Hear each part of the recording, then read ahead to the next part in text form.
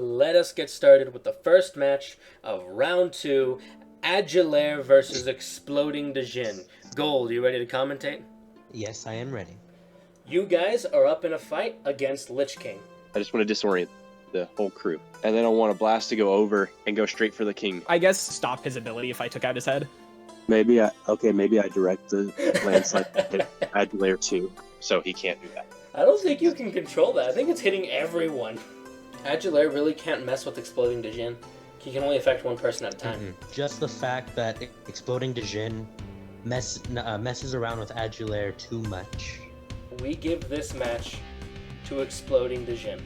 Now it's time for the second match of round 2, Agiler versus Cobra.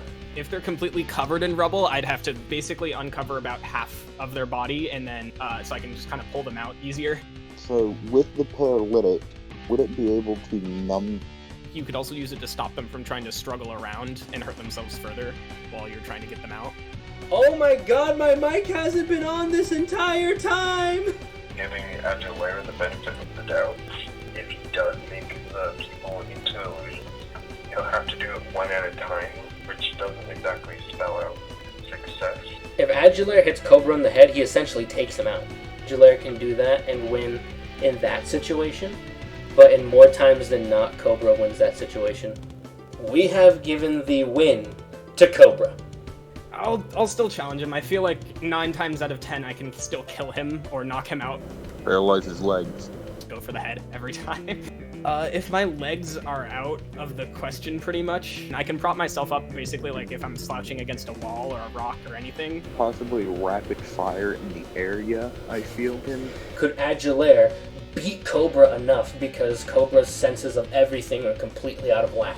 It's like it's a very close battle. When Agiler is close, Cobra is going to be spraying. And so, giving Agiler the benefit of the doubt, even if he freaks out, he can definitely do some decent damage, but I don't think it's enough to beat Cobra. We give the win to Cobra. An all-star match versus my character, Yang. I think one of my major disadvantages is the increase in surface area on my person when I use my power. Go for the best bet in a close combat fight where he has to rely mainly on his grappling techniques and martial arts. My best bet is shooting at his hands. Close combat is extremely hard on ice. It would be harder for him to duck out of the way of projectiles that I throw, and I can use my hand essentially as a plow.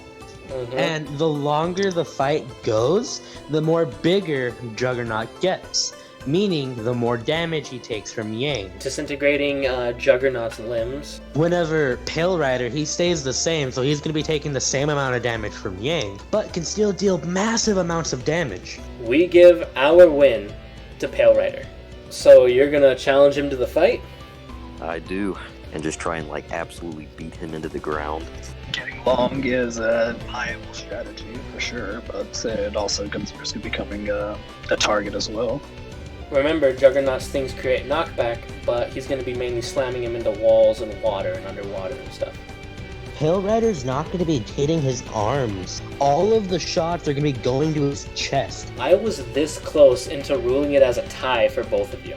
The winner of this combat fight goes to Juggernaut.